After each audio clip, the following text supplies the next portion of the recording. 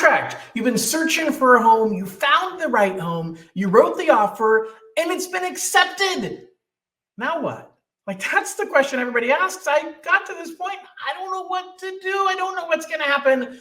I'm going to walk you through it. Join me as I walk you through everything you need to know about what happens from the time you get into contract until the time you get your keys. So let's go ahead and dive in and talk through. The first step is really make sure you understand the purchase contract. It is a long document that has a lot of legal speak. So you need to make sure that your realtor is explaining it to you. Don't just DocuSign and click through everything. Yeah, most people aren't going to understand when they read it anyway. And that's no disrespect. It's just factual. There's a lot of information there. I know a lot of realtors who have a hard time when they first started out in real estate understanding the contract. So don't expect that you're going to read it and get it, but understand what all the paragraphs mean. So ask your realtor, hey, explain this to me and what does it mean? There are certain things you have to pay attention to.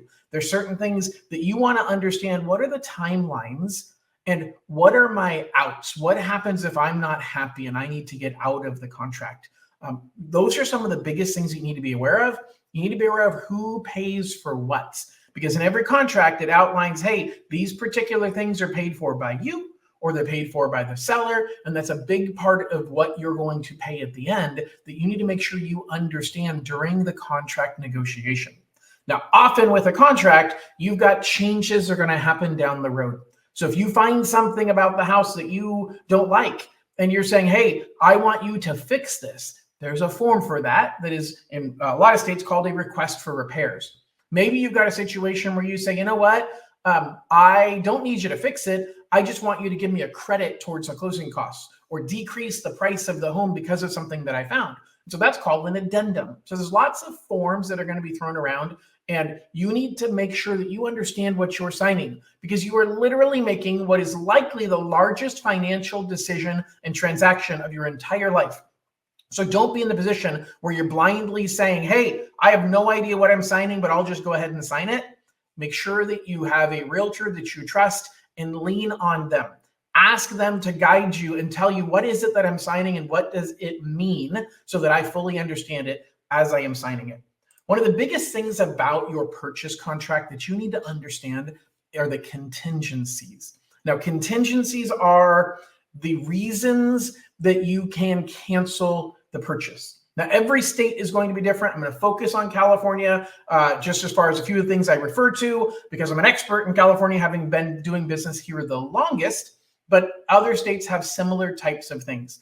And so contingencies basically give you the ability as the buyer to cancel the contract. In California, a seller cannot force you to buy. A seller can try to keep your upfront deposit if you cancel without a contingency. Now in California, a seller has to sell. A seller can't change their mind and say, I've changed my mind, I don't want to sell. Technically, you can go to court and force them to sell you the home. The buyer, on the other hand, in my understanding, not an attorney, cannot be forced to buy, but you can be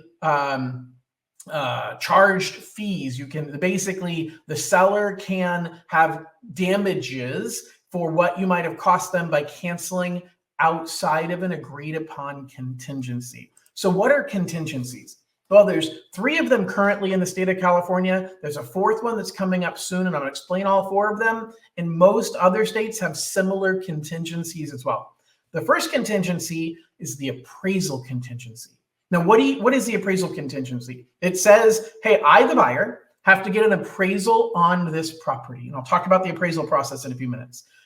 As part of that process, if the house does not appraise for the amount of money that I'm buying the house for, I have the right to cancel the transaction. Now, that protects you as the buyer, but sometimes the seller is going to say, you know what? That's the reason I'm not going to sell you the home, because I know that it's not going to appraise. I know that the prices are going up and that the appraisers have to look in the rearview mirror, and I'm only going to sell to someone who is willing to pay no matter what, willing to pay the price we agreed upon, no matter what the appraiser says. That happens in a highly, highly competitive market. It happens when, especially in 2020 and 2021, when we saw prices going up very, very quickly. It's not happening as much recently here in 2024 because interest rates are up. As rates start coming down, we're going to see that happening more and more. But I already see it to some degree in some markets that sellers are saying, look, I won't accept an offer with an appraisal contingency, especially because I have other buyers who wrote offers without having an appraisal contingency. But the appraisal contingency lets you cancel the transaction or renegotiate. Most of the time, the seller still wants to sell you the home. And if the appraisal came in low for you, it would probably come in low for somebody else. And so they would likely be willing to renegotiate. And that is part of what would happen on an addendum, that you might lower the price of the home because the appraisal came in low. Okay. Also, they might be able to renegotiate to meet somewhere in the middle where you pay a little bit of the difference and they lower the price to cover part of the difference. But the appraisal contingency is important because there's typically a deadline. Okay. These contingencies give you a timeline that says this has to be completed by this date. And after that date, you must release the contingency. The next contingency is your loan contingency. That's your contingency that if I didn't do my job. Now, it's not always about me doing my job. Sometimes it's about things coming up that we didn't talk about. We had a client recently who owned a property, didn't think it was a big deal because the property was a private note with the seller of the home that they've owned for 20 years. And they have a renter in there that pays rent that really pays for the mortgage. So they thought it was no big deal. It's a really big deal because they own a home and that changes the loan program that I'm able to give them. And they have a mortgage payment on that home that I have to count against them, but they're not showing the rental income on their tax returns, which means I can't count the rent in their favor. And it caused them to not qualify. Thankfully, we had a loan contingency in place that allowed them to cancel the transaction and get their upfront money, earnest money deposit back. I'll explain earnest money deposits in a couple of minutes. So that is your loan contingency. Again, there's a deadline on when we have to know that your loan is fully approved. And again, there's strategies sometimes where when you wrote your offer, you strategically said, I don't want a loan contingency. I have another video that I did where I talked about the process of buying a home from pre-approval to getting into contract. And I discussed in there these contingencies and why sometimes you might waive those contingencies. So be aware that depending upon your negotiation, you may or may not have these contingencies. The third contingency is your inspection contingency. Now, an inspection contingency gives you the right to inspect the property. Whether that be a home inspection, a roof inspection, maybe it's looking at the neighborhood. Maybe it's pulling Megan's Law report and figuring out if there's concerns related to that. Maybe it's inspecting the school districts and researching what school district you're in and the quality of the schools. Inspection contingency is, in general, a pretty broad term that you're inspecting everything about the home, the neighborhood, the environment. Maybe you're in a flight path of commercial airliners and you didn't know that. And so the noise is going to be an issue and you're not willing to do it, not willing to buy the home. So inspection contingency gives you the right to cancel or renegotiate within that contingency period. So understand your inspection contingency. I'll talk in a few minutes about what inspections you should consider getting. And that really comes up to you deciding with your realtor what inspections you need on your property. The final contingency is a new one that later this summer is going to be released in the state of California, and it is the insurance contingency. Insurance is becoming a major issue. I'll talk more about it later, but basically there are homes you can't get insurance on, or the insurance is going to be stupid expensive. I had a client buying a house in the foothills this spring, the Sierra Nevada foothills, and the insurance came back at $18,000 a year. We were expecting insurance of maybe $3,000 or $4,000 a year, which is kind of on the higher end of average, but it's in a high fire zone, maybe $5,000 or $6,000, but it came back at $18,000 a year. That's $1,500 a month for their insurance alone. Not only was that something they weren't willing to spend, it was something I wouldn't let them afford. I couldn't qualify them because that payment put them too high in debt to income ratio. So insurance is a big deal. One of the first things you need to do when you get in contract, especially if you're in a state like California or any coastal state that has hurricanes, Texas, Louisiana, Florida, all of those states have Georgia, major issues with insurance because the claims are exceeding the income, and either the insurance is hard to get or it's super, super expensive. Even your Eastern Seaboard states and North and South Carolina having more and more issues with insurance. So you need to be aware of insurance, and you start shopping for insurance the moment you get into contract. All right, let's talk earnest money deposit. In different states, this is handled differently. Sometimes there's something called an option fee. There's lots of different things. I'm going to speak in general. In California, it's earnest money deposit. In some states, there's money that you pay up front that goes directly to the seller that they get simply for getting into contract, and they get to keep it no matter what. In California, there is earnest money deposit. It doesn't go to the seller. It goes to the title company, the escrow officer. They hold it. They're kind of the neutral third party. I'll talk about their role in a couple of minutes. So what is earnest money? Earnest money is the money you're writing a check for up front, saying, I'm serious about buying your home. It's one of the first deposits that you're making towards your total down payment and closing costs. In California, you have 3 days to deposit the earnest money. That earnest money, technically, the seller can take you to court to keep if they believe you canceled the transaction without a valid contingency in place. So your earnest money deposit, as I mentioned on my last video about how the process works up until getting your contract accepted, and a large earnest money deposit makes you look more attractive to the seller. But now that you're in contract, that large earnest money deposit, it's at risk. And you have to make sure that you're protecting yourself and your contingencies so that you're not truly risking that earnest money deposit. All right. So escrow and title, you hear these things. Even in other states, they have attorneys that are involved. California does not have attorneys. And by the way, you can always hire an attorney if you want, but it's not part of the process of buying a home in California. But who is escrow and title, and what do they do? They're kind of the neutral third party. If you think back to grammar school, and you had a baseball card that you wanted to trade with your friend, and you were giving them 2 baseball cards, and they're going to give you one in exchange for a much more valuable baseball card. Well, the problem is you don't want to hand them your 2 because they might run away and never give you the one back. And they're not going to hand you theirs first because you might run away and never give them the 2 back. So you need to find a teacher. And you say, hey, teacher, we're going to trade these things. So can I give you my 2? And they'll give you their 1. And then you just swap and hand it to the other person. That's the neutral third party, the Switzerland of a transaction.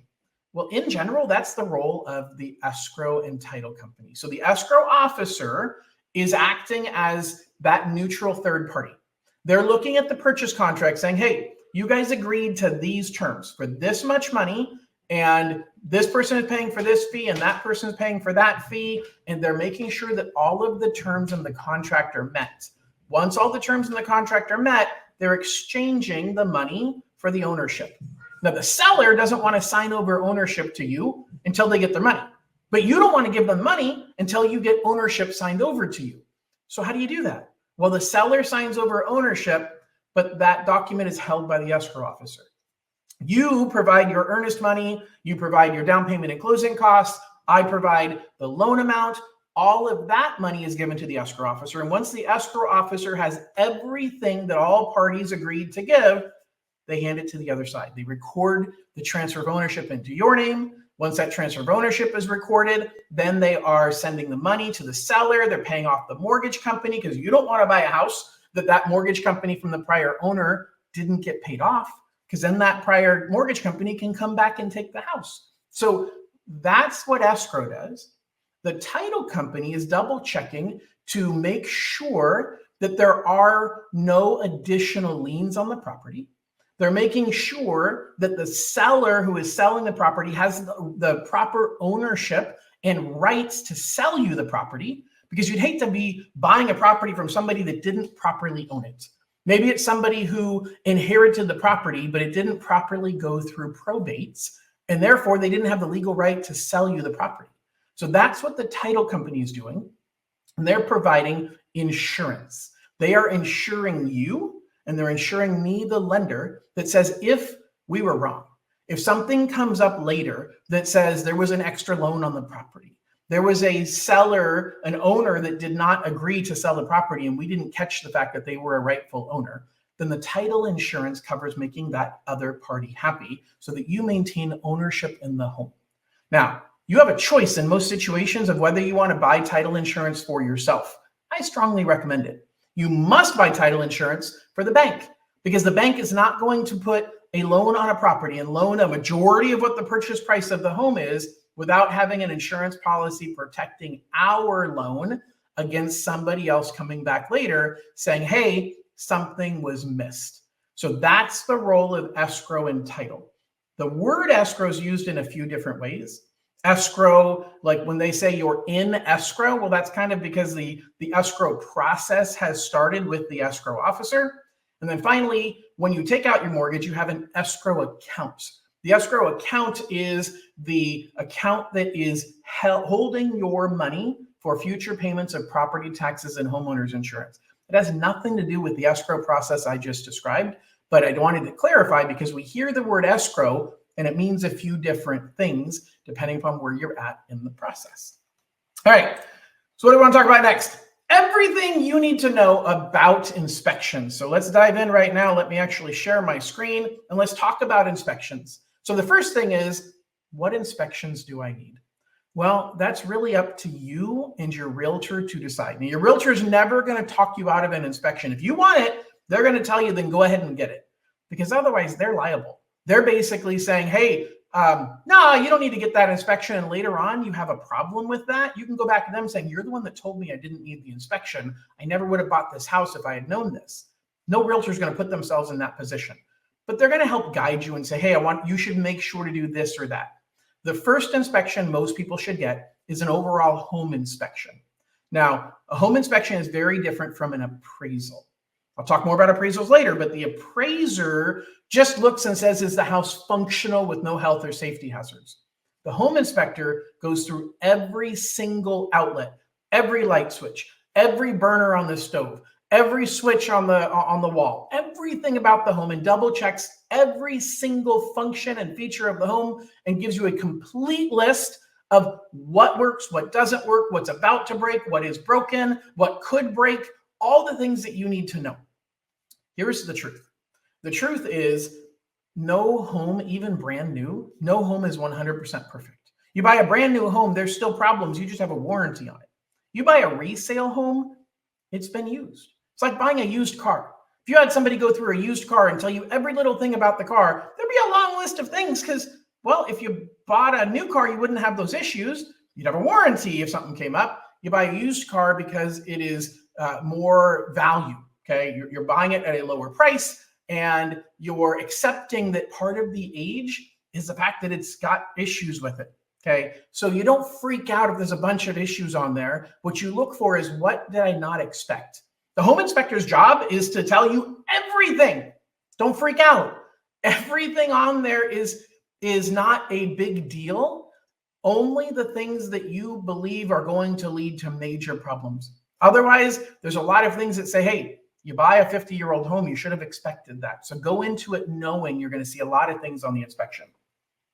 Once you get the home inspection, then you can kind of decide, hey, based on what he sees, she sees, maybe I need to order a roof inspection or a pest inspection or a chimney inspection or a foundation inspection or a pool inspection. There's lots of specific inspections. The home inspection is just a general inspector that looks at everything. It's like going to your doctor, your primary care doctor. They're doing a general physical. Now, the primary care doctor does your general physical and says, a little worried about your heart rate. I'd like you to go see a heart specialist. Well, it's the same thing as the home inspector saying, I'm a little nervous about the roof. I suggest you get a roof inspection. That is a specific inspector whose job it is to look at roofs, okay? What you have to understand is there's a big difference between hiring a company whose job it is to provide that end product, such as a roofing company providing a roof inspection, versus a true roof inspector, okay? If you go to a roofing company and say, hey, what do you think about my roof? Well, their profit, their revenue depends on selling complete roof replacements. And so their financial incentive is to convince you to do a whole new roof. And so you might hear from some of them, that, oh man, that needs an entire new roof, because it's going to pay them to give you a new roof. So keep that in mind. There's actually true roof inspectors out there whose only job it is to do inspections, but you pay more for that. The people who do cheap or inexpensive roof inspections, they're doing it cheap and inexpensive because they're making the money off of the work that they're going to recommend to you. It's like once you become a homeowner, you're going to get offers for an air conditioning tune-up. $59 will come tune up your air conditioner. What they're doing is they're getting into your house. They're taking a look at your air conditioner. They're doing a minor tune-up. I'm not saying they're not doing anything, but their goal is to upsell you. Their goal is to find problems with the air conditioner and tell you, oh my gosh, this has to be done, that has to be done, and it's probably going to break in the next couple of years if you don't do this, that, or the other thing. Well, gosh, my engine's going to have problems in a few years if I keep driving it, as much as I'm driving it. So maybe I should put a new engine in there today. I'm not sure that's necessarily the right decision. So just be aware of who you're ordering an inspection from, what their motives are, and what their incentives are. Are they paid simply for the inspection, or are they charging a little bit of money for the inspection, but their incentive is to convince you to do a lot more work? Pest inspections are somewhat the same way. Okay, so you have to be careful, because often the pest inspection company is the company that does the pest repair work. So be careful about what the inspector is saying versus what the outcome is, and know that, hey, you can ignore some of those things because that person, their incentive is to convince you to do the work. They're being super conservative. Now, maybe that's not the right way to say it. Super aggressive in saying that, hey, this work should be done. I strongly recommend it, because they're paid for you doing that work. So hopefully that makes sense. When do you order them? You got to order them as quickly as possible. And you really should order, if you know that you're going to want multiple inspections, order them all right away, because your contingency timeline doesn't wait. You have, in California, typically you have 17 days from the day you get into contract to when you have to release that inspection contingency. And in order to get your approval, in order to get your offer accepted, you might have shortened that timeline. So sometimes we don't have the option of ordering one inspection, waiting for it, ordering the next one, waiting for it. You got to order all of them, and they're all paid for at the same time. So now you're saying, oh my gosh, John, I'm going to spend all this money on inspections, and I might find out on the first inspection the house isn't worth buying, and I just wasted money on the other 3 or 4. That's true. But you have to look at the alternative, which is you might run out of time if you try and order them one at a time. So you really need to get them, with the advice of a realtor, you need to get them ordered all as quickly as possible. Who pays for them? You do. You pay the inspectors directly. That is the only fee that I typically do not include when I am going over down payment and closing costs with you. I'm not going over and quoting what the home inspection and roof inspection, all that's going to be. I don't know who you're going to use. I don't know which ones you're going to order. And so I'm not quoting that as part of the down payment and the closing costs. What do I do if problems are identified? Well, first of all, you figure out, are these minor issues or major issues? Is this a deal breaker or not? Now, sometimes you can go back to the seller and try and get a better deal, even on things that aren't a deal breaker. You can say, you know what? I got this list of 30 things, Mr. Seller, that's going to be $10,000 worth of work. I'll tell you what, just credit me $5,000 towards closing costs and we'll call it a deal. You might not ever plan on doing that work, but you got the seller to lower the price or to give you a credit towards your closing costs. You got a better deal on the home because you brought up all of these issues. But just understand, if the seller's not willing to renegotiate, and you look at those issues and say they aren't that big of a deal because I kind of expected that, then you might be inclined to proceed even with those issues in place. But you can also ask the seller to repair whatever things you find in the inspections. The seller can fix the issues or the seller can give you a credit. But sometimes if the lender's aware of the issue, you don't have a choice. The issue must be fixed. So don't share with me things I don't want to know. But if I find something on the appraisal, or like if you're doing a VA loan and a pest inspection is required, and we see an issue on there, you can't just get rid of it by having the seller say, oh, I'll go ahead and ignore that and I'll give you money. A lot of people think, well, I'm buying it as is, so the bank shouldn't care. The bank cares. Okay. You may want to buy it as is. We're not accepting it as is. We're going to require certain things to be done, especially things that are brought up by the appraiser, because that's really our eyes and ears. Things that are brought up on these inspections, it's up to you to decide, is this a deal breaker or not? Am I going to ask for a credit? Am I going to ask for the repairs to be done? Or am I just walking away because it's too much work and I'm not willing to move forward? And sometimes walking away is the right thing to do, but don't walk away without first looking at your alternatives. If you love the house and you just have some issues about it, try and negotiate, try and work with the seller, talk to your realtor, talk to me about ways that we might be able to solve it through a loan program. I've got renovation loan programs that can help you to pay for renovations without paying for it out of your pocket. But those renovation programs don't play well with other programs like down payment assistance. So if you're getting a down payment assistance program, we may not be able to do a renovation program, but we do have ways to help you address these issues. All right, so let's talk about the appraisal process. So the appraisal process, the appraiser's job is two things. First of all, to validate that the property is worth what you're paying for it. So the appraiser gets a copy of the contract and they see that you're willing to pay $600,000 for the home, which in my opinion, that is the definition of fair market value. Okay, the invisible hand of the economy, of the market, of the free market says the value of something is the lowest price in which a seller is willing to let it go, meeting the highest price that a buyer is willing to buy it for. So that price, that represents the market value. The appraiser's job is to make sure you're not the only one willing to pay that price. So they're going to look in the past, they're going to look in history to say, how much have other homes sold for that have sold recently? Three things we care about: recency, how recently it sold; similarity is how similar to the current home, to the home you're buying was it; and proximity, how close by. So the perfect comparable sale, and that's what appraisers are looking at, is comparable sales, is the house next door that sold yesterday that's an exact model match. So recency, it sold yesterday. Proximity, it's the house next door. Similarity, it's an exact model match, built at the exact same time by the exact same builder with the exact same layout and the exact same features. That's a perfect comp. That never exists. So the appraiser has to make adjustments and say, well, you're buying your house for $600,000. There's a house over here that sold for $550, but it's close to the freeway. And so the noise, yours not having noise makes yours worth $10,000 more than that. So that means that one, if it didn't have noise, would have sold for $560. And yours has 2 extra bedrooms. And in the appraiser's opinion, a bedroom is worth $5,000 a piece. So that means that house, if it had the 2 extra bedrooms, would have sold for $570. And your house has a better view, and that view is worth $20,000. And so if that house had the view yours did, it would have sold for $590.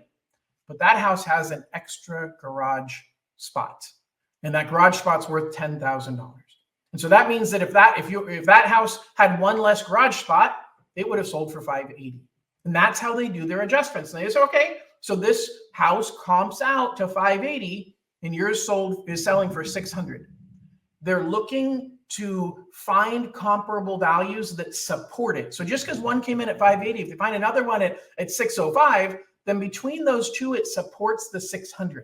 It would also support $605. It would also support $590. So the appraiser's first job is to confirm that other homes are similar in design and size and layout, that have sold recently, that are nearby, are selling for a similar price once they make those adjustments. That's job number one, is the value, the opinion of value that comes from the appraiser. Job number two is condition. Now, not a home inspection condition, but general condition of the property. So the appraiser is looking at the property and saying, hey, do all of the major functions work? So does electrical work? Well, they're going to turn on a couple of light switches and make sure that electrical works. Does the sewer system work? Well, they're going to flush a toilet. That actually proves two things. It proves the sewer system works, and it proves the water works. They're going to check, does the hot water heater work? They're going to turn on the sink, and they're going to turn it over to hot and walk away for a minute and wait until it gets hot. That proves the water works, that proves the sewer works, and it proves the hot water heater works. They're going to flip on the heater and make sure that it blows warm air out of the vents. Great, the heater works. They're going to turn on one burner in the stove. Yep, you can cook. They're going to walk around looking for health and safety hazards. So the house has to be livable with no health or safety hazards. So it's got to have all of the basics that are necessary, and it is livable and in livable condition. Okay. You cannot buy a house as is and say, well, I'm buying it as is, and so you should be okay with that. The appraiser is not a home inspector. They're not checking every outlet. They're checking a random sample to make sure that the house is functional. They're looking at the roof from the front yard. Everything looks good with the roof. Wait, no, I can see some tiles that are knocked out, that are leaning a little bit sideways. I suggest a roof inspection. If the appraiser calls for a roof inspection, then the lender has to see the roof inspection and clearance. Okay. If the appraiser says, I see evidence of termites, then they're going to call for a termite inspection and clearance. The lender has to see that. So even though I talked earlier about inspections and that the lender doesn't care about it if we don't see it, if our appraiser called for it, then we have to see it, and we have to see all of those issues being repaired. You cannot get rid of it simply by the seller crediting you money. Okay, so the appraisal is an important part of the process. You are paying the cost of the appraisal, and you're paying that before the appraiser goes out. Okay, the next thing I want to talk about is processing and underwriting. What is processing and underwriting? Who are these people, and what is their role in the process? So first and foremost, when you get into contract, we likely have to revalidate everything you've given us, credits, paycheck stubs, bank statements, because that stuff expires. So depending upon how recently you got your pre-approval, there's a good chance we need to start over with new paycheck stubs, new bank statements, and potentially new credit. So the processor is the first person who works on your file, that they're the liaison to the underwriter, who's the final decision maker in the loan process. So the processor is going to work with me and my team to make sure that we have all of your updated paperwork. They're going to work with the title company. They're going to work with your insurance agent. They're going to pull all the paperwork together to present it to the underwriter.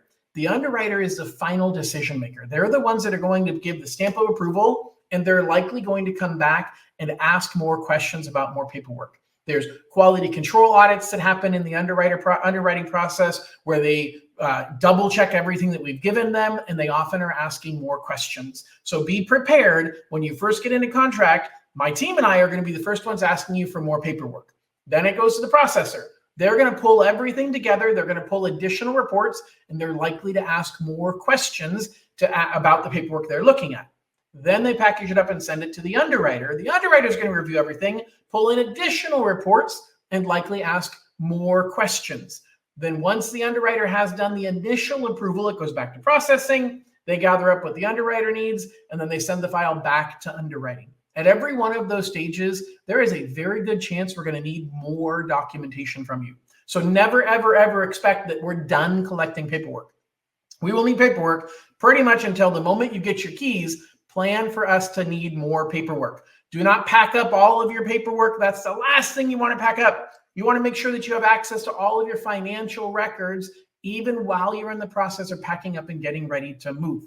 It is my job, it's your loan officer's job, to make sure that we don't get you started in a process that is not going to end successfully. And most of the time, the better your loan officer, the more that is a true statement.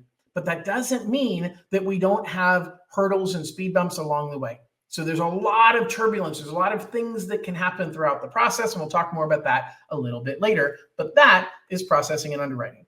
So now I want to talk a little bit about the money that you need. I want to talk specifically about closing costs and what closing costs are needed and why and when you need the money and all of that. So I'm going to go through that now, and I'm going to go ahead and share my screen. The first thing I want to talk about specifically is the money you need to close when purchasing a home. Your funds to close are the total amount of cash that you need, and that's going to be your down payment.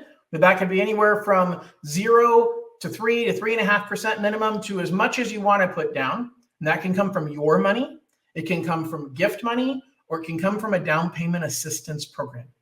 Then you've got closing costs. Closing costs, most people say average around 3% of the purchase price. That isn't always true. The smaller the price of the home, the bigger the percentage of the closing costs, because a lot of the fees don't change regardless of how much money you're spending on the home. It costs the same amount of money for processing and underwriting for a $300,000 home as it does for a $900,000 home. So that cost is a bigger percentage of the $300,000 home. So be careful about applying percentages. I'll tell you, the minimum you're looking at on average is $10,000 to $15,000, but there's a lot of things that come in to the closing costs. So let's talk about specifically what are closing costs. And I'm going to actually follow the loan estimate. The loan estimate, I'll talk in a minute about how that works, but it's one of the documents you're going to get once you get into contract. And the loan estimate breaks it up into categories. The first category is your origination charges. So you have points. Points are a fee that you pay to get the interest rate that you choose, or it's a fee that you pay for the risk of the loan that you are doing, or it's a fee that you pay for the type of loan that you're doing. So points are always a percentage of your loan amount. So if you're paying 1 point, that's 1% of the amount of money that you're borrowing.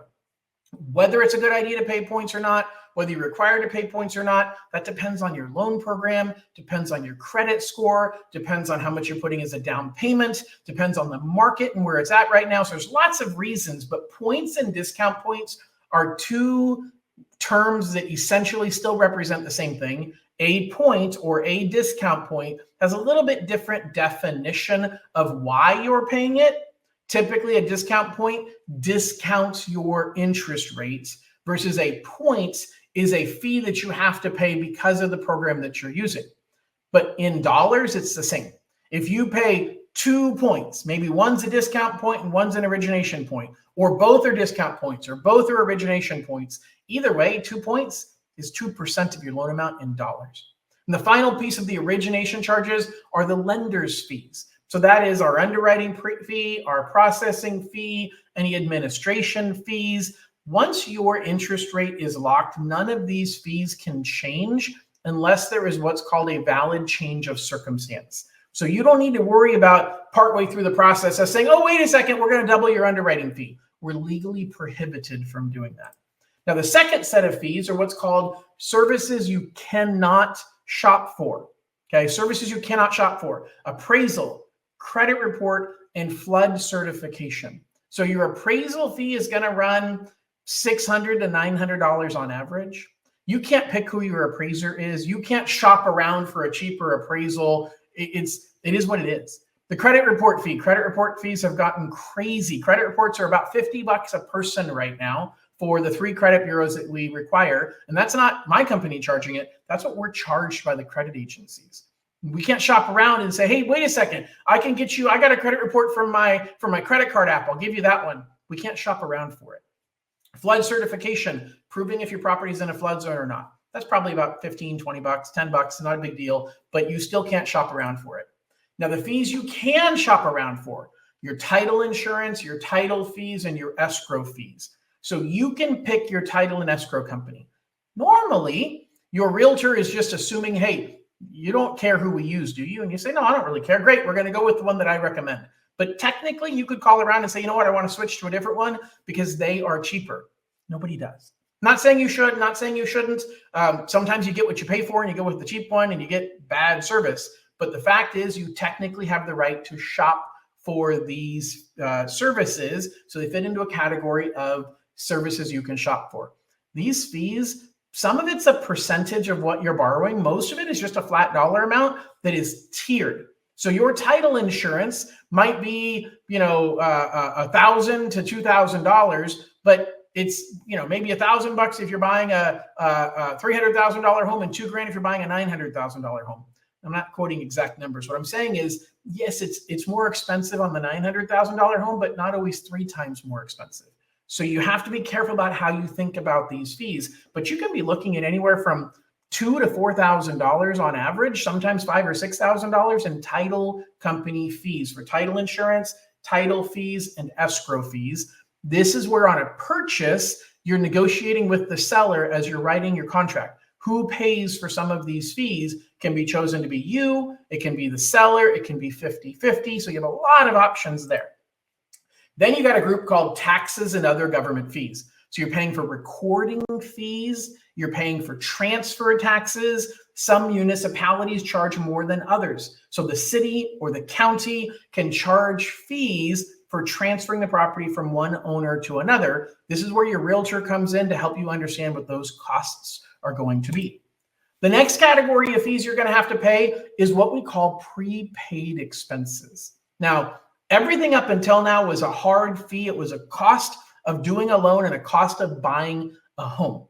Your prepaid expenses aren't necessarily a cost of doing a loan or buying the home. It's future expenses that we're requiring you to pay now. So we're requiring you to pay for homeowners insurance. You have to pay the first year's homeowners insurance policy up front.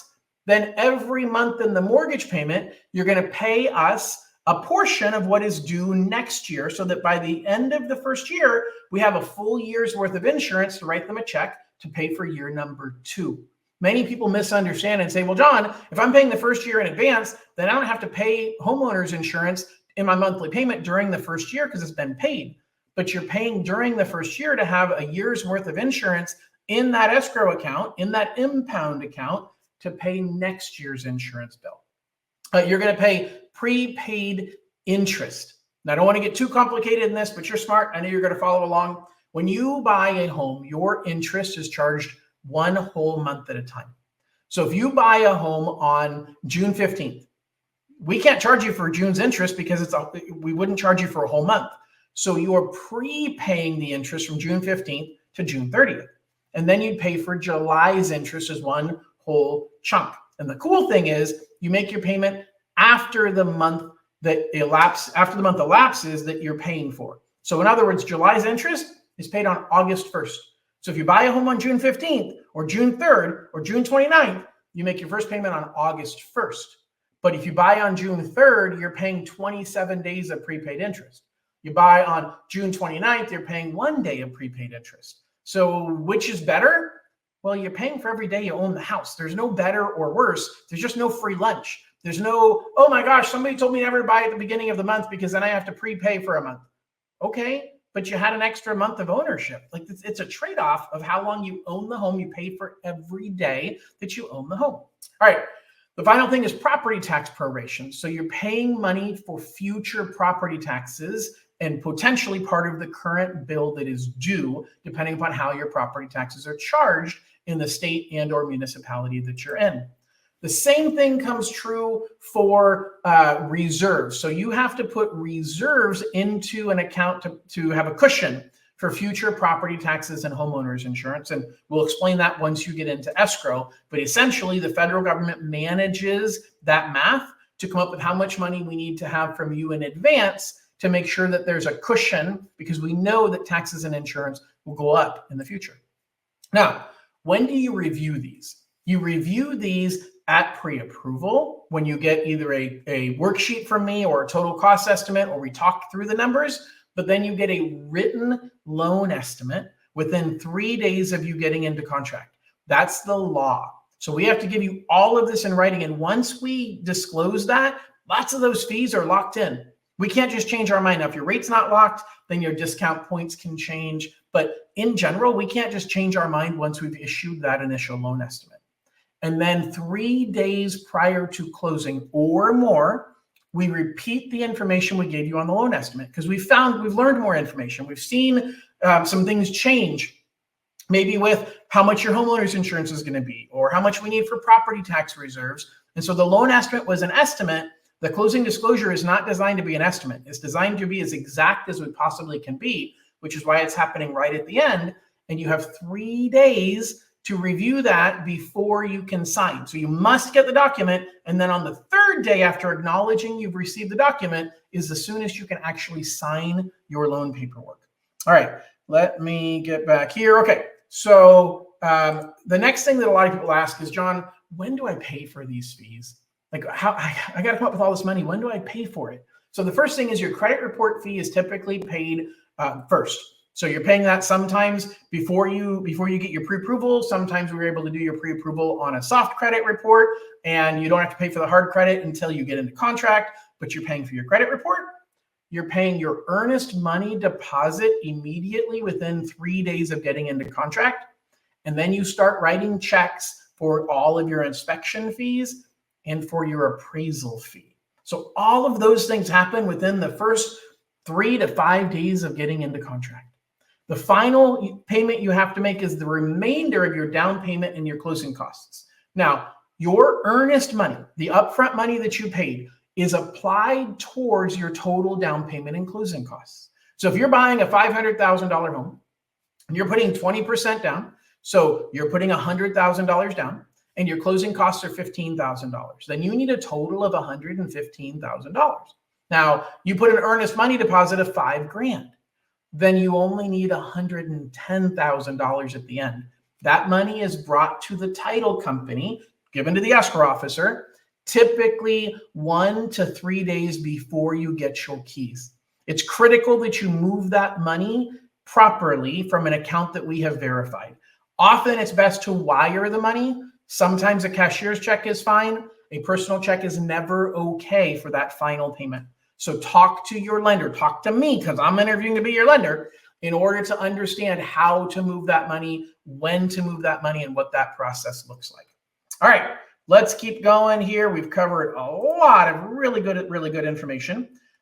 I want to talk right now about insurance challenges. I alluded to this a little bit earlier in this video, and insurance is a major issue and it's becoming a bigger and bigger issue. Insurance companies are struggling. The cost of claims have gone up significantly, and especially in California, the state insurance commissioner has limited how much they can increase their premiums.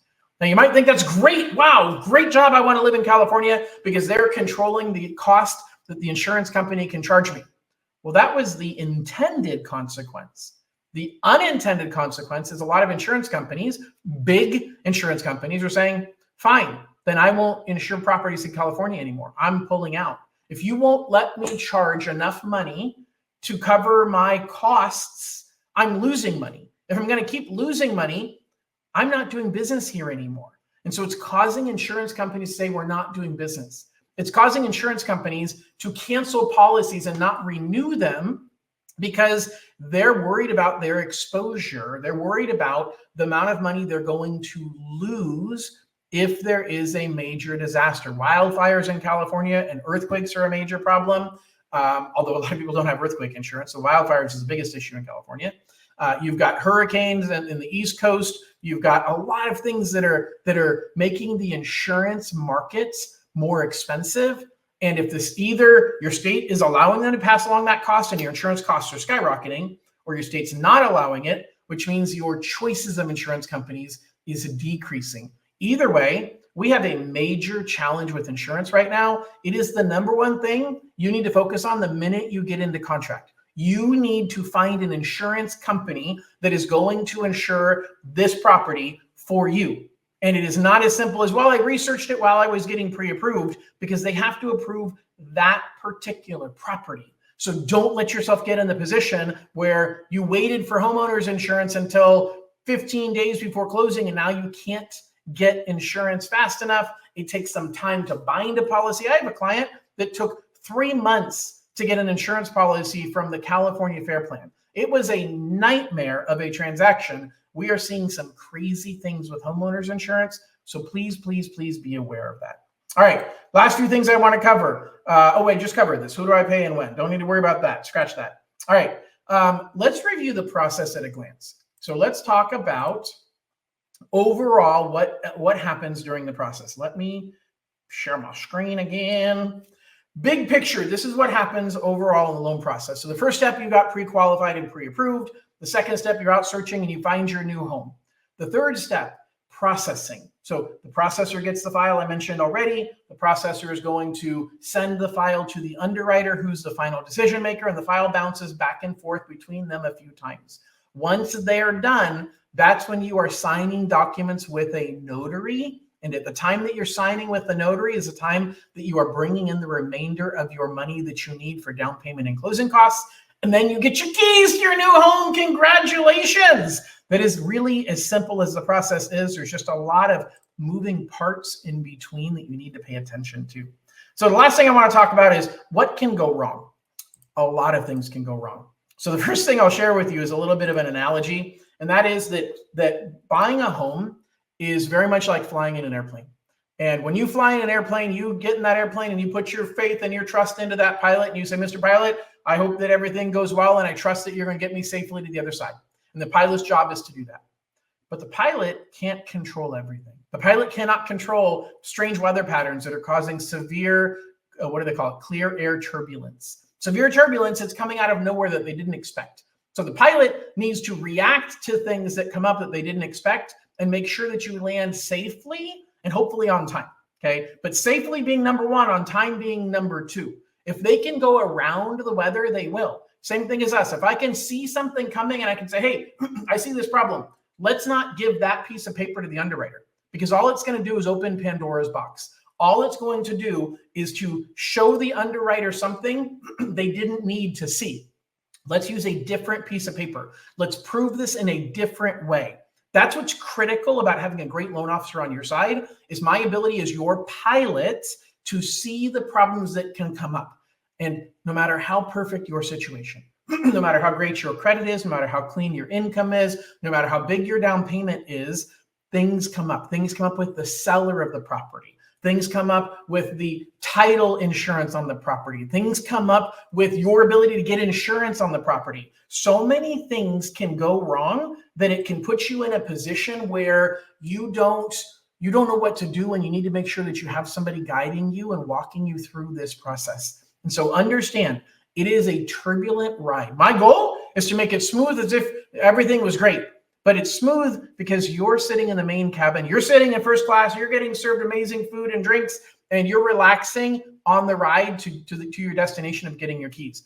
I am in the cockpit, and I am frantically making sure that everything is going well. And in a perfect world, you never saw any of the crazy things that I had to do in order to make sure we got there safely, on time, and smooth. But it's important to understand that sometimes the smoothest flight came with the best pilot. You just never knew it. Because that best pilot, they avoided the things that could have caused problems that a lesser quality pilot would never have been able to avoid. So my job in giving you this information is to educate you on what the process is going to be from start to finish. I am absolutely interviewing to be your lender. If I'm not already your lender, please give me the honor of being your lender. I'm going to share with you quickly here a QR code so that if you are not already working with me, go ahead and click this QR code. I would love the opportunity to be your lender. I am absolutely interviewing for that opportunity, and I want to be your lender, not just today, but for everything in the future, for all your friends, all your family, every potential need that you have in the future. I want to be the person that's going to take great care of you, and I'm honored to have the opportunity to help guide you in this process. Please reach out if you have any questions, and I hope you have an absolutely wonderful day. Bye-bye.